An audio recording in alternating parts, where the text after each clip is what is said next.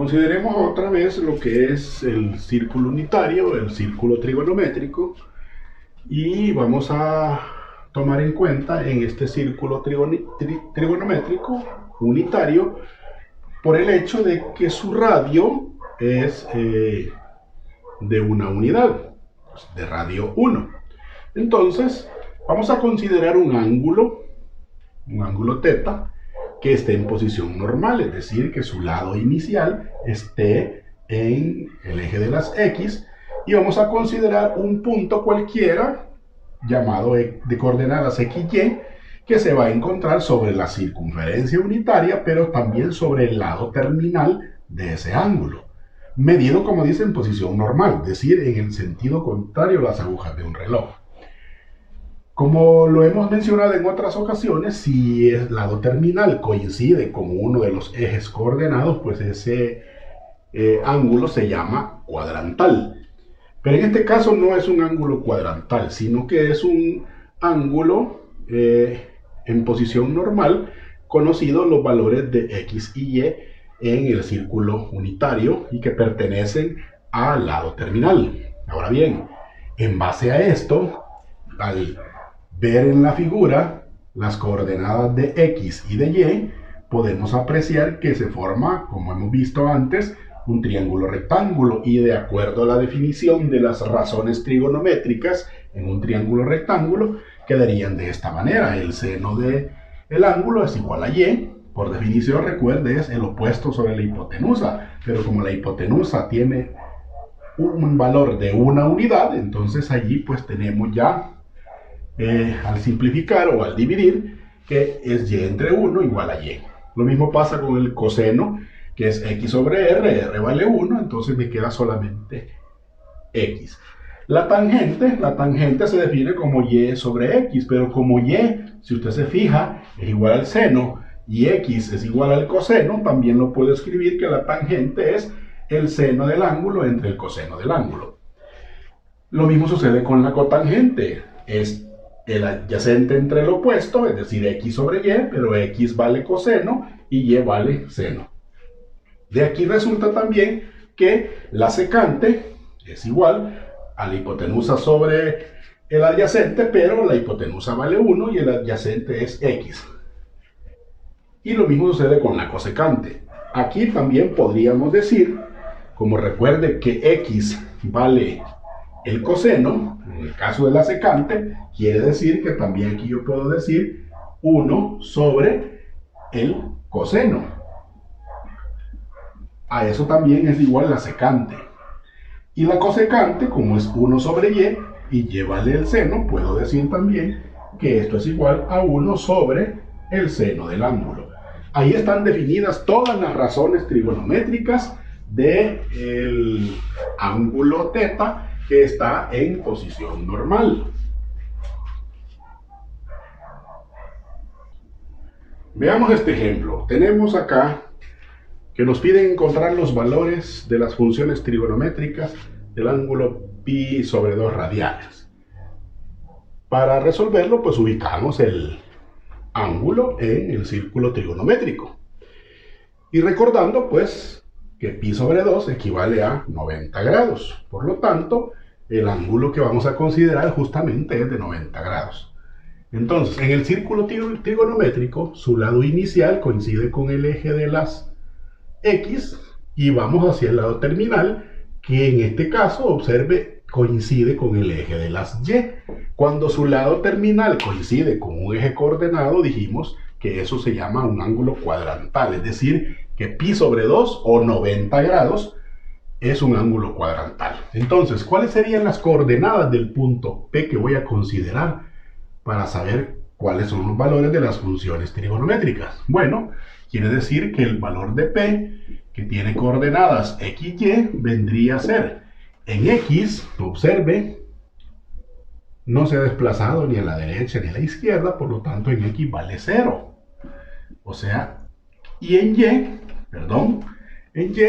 tiene un valor de una unidad porque es el radio, ¿verdad? Y recuerde que como estamos trabajando en el círculo unitario, este radio equivale a 1. Entonces, quiere decir que X vale 0 y que Y vale 1.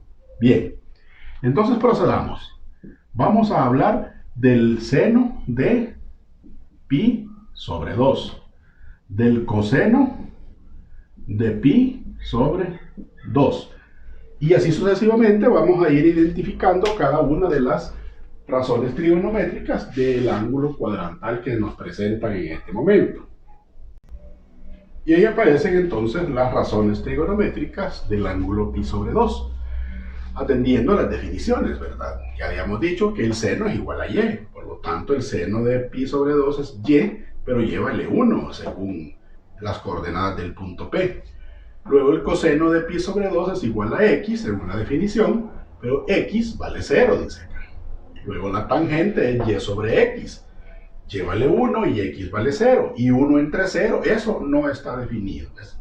No podemos encontrar. Quiere decir que no está definida la tangente de 90 grados o de pi sobre 2. Luego tenemos la cotangente. La cotangente, pues es x sobre y, pero x vale 0 y y vale 1. Entonces 0 entre 1 sí está definido, es 0, ¿verdad? La que no aparece definida es la secante, porque es la hipotenusa entre el adyacente. Pero resulta que la hipotenusa, en este caso, vale 1 también, ¿verdad? Es 1 sobre x, según la definición es 1 sobre x. Y x vale 0, y resulta que 1 entre 0 tampoco está definido. Y tenemos finalmente la cosecante, que es 1 sobre y y vale 1, entonces 1 entre 1 es igual a 0. Y ahí tenemos ya las razones trigonométricas de ese ángulo cuadrantal. Con este otro ejemplo vamos a ver cómo aplicamos la cuestión esta del círculo trigonométrico. Nos dan un punto P de coordenadas 1 medio, raíz de 3 sobre 2. Usted debe tener cuidado, porque acuérdese que un ángulo de esta naturaleza puede estar en cualquiera de los cuadrantes del círculo trigonométrico, según las coordenadas. Recuerde, si las dos son positivas, entonces está en el primer cuadrante. Si x es negativa y y es positiva, está en el segundo. Si ambas son negativas, entonces está en el tercer cuadrante. Y si la x es positiva y la y es negativa, entonces está en el cuarto cuadrante. Bien.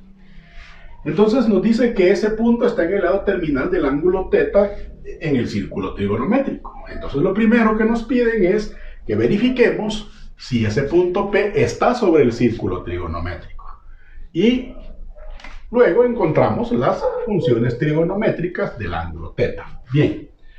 Para resolver esto, lo primero que vamos a hacer es lo siguiente.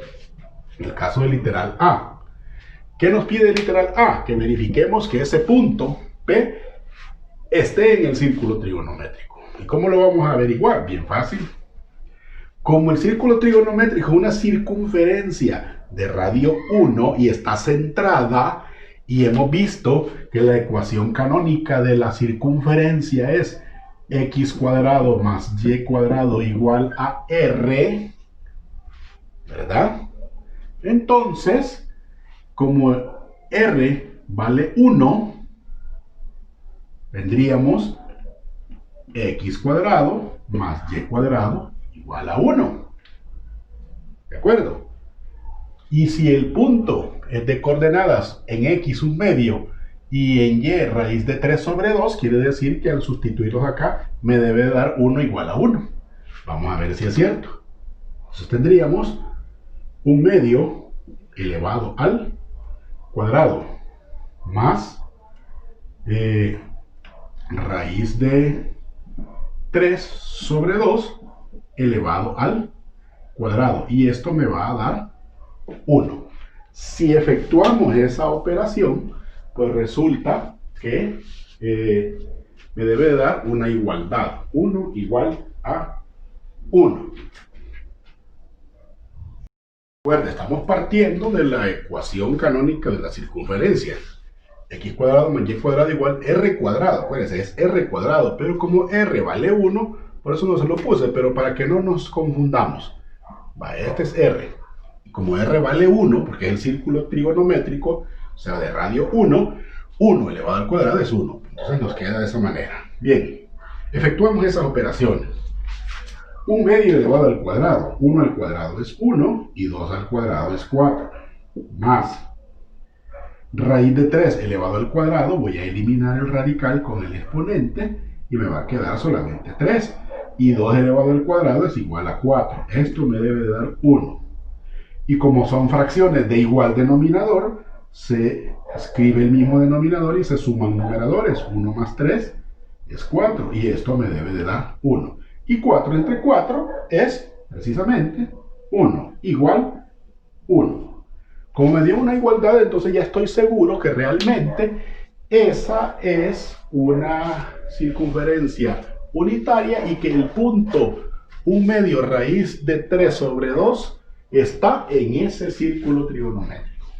Ahora vamos a la parte B, que es las razones trigonométricas del ángulo teta, es decir, el seno del ángulo teta, coseno del ángulo teta, tangente del ángulo teta, cotangente del ángulo teta, secante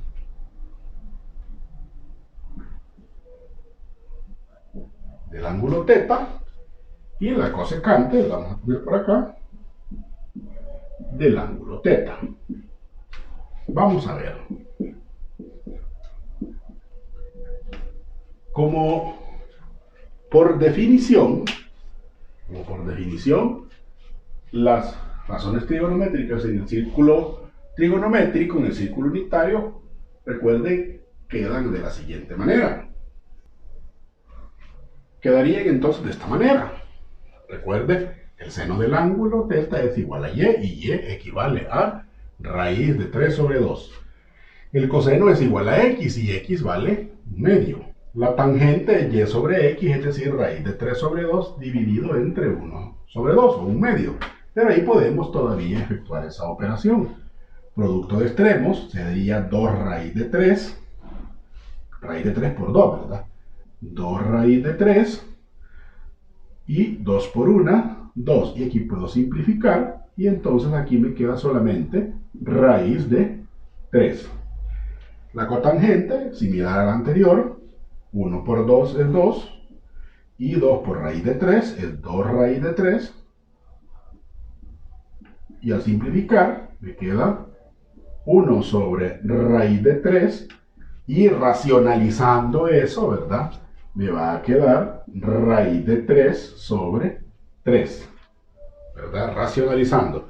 Usted va a decir, mire, ¿cómo es eso de la racionalización? Lo vamos a hacer por aquí, mire, para poder tener claro eso. Recuerde que tengo 1 sobre raíz de 3. Para esto voy a multiplicar ambos, numerador y denominador, por la raíz de 3. Entonces, 1 por raíz de 3 es raíz de 3. Y raíz de 3 por raíz de 3 es raíz de 3 al cuadrado. Se simplifica y entonces me queda raíz de 3 sobre 3. De ahí sale eso que está allá. Finalmente acá 1 sobre 1 medio. Si usted este 1 le pone por denominador 1 y hacemos lo mismo que acabamos de hacer, producto de extremos, 1 por 2 es 2. Entre el producto de los medios, 1 por 1, 1 y 2 entre 1 es 2. Y en este otro caso, vamos a ver, siempre le ponemos por denominador 1, producto de extremos, 1 por 2, perdón, es 2, y 1 por raíz de 3, raíz de 3. Y racionalizando, ¿cómo me va a quedar? Siguiendo aquel modelo que hicimos allá, 2 raíz de 3 sobre 3. Y ahí tendríamos las razones trigonométricas de ese punto que está en el círculo trigonométrico. Otra manera como nos pueden plantear estos ejercicios, y justamente así vienen los ejercicios que vamos a realizar posteriormente, es que nos dan el punto ya ubicado en el círculo trigonométrico, ya sus coordenadas, y entonces solamente es de identificar quién es X, quién es Y y en qué cuadrante están y ver el signo.